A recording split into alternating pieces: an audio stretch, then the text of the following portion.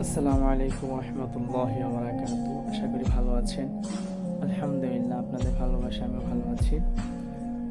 আজকে আসলাম কয়েকটা কথা বলার জন্য। কিছুদিন যাবৎ যে ভূমিকম্পের একটা আতঙ্ক মানুষের ভিতরে কাজ করতেছে, আমি যেটা রিয়েলাইজ করে দেখলাম যে ভয়টা মানুষ পাচ্ছে, যদি এই ভয়টা যদি আল্লাহর প্রতি থাকতো তাহলে হয়তো মানুষ এতদিন হেদায়েত পেয়ে যেত। এটা আমার মনে হয়। ঠিক আছে, যাই হোক, আমার যেটা মনে হয় যে আল্লাহ তাআলা যে ঘন ঘন ভূমিকম্প দিচ্ছে, এটা অবশ্যই আমাদের গুনাহের কারণে।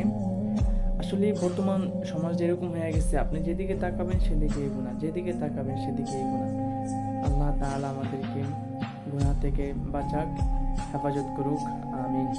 যাই হোক, এই জন্য আতঙ্কিত না হয়ে আমরা সবাই আল্লাহর দিকে ফিরে আসি অ্যান্ড 5 ওয়াক্ত নামাজ পড়ি। আমরা তো এখন মানুষ নামাজ পড়ি না, ফজরের নামাজটা দূরের কথা।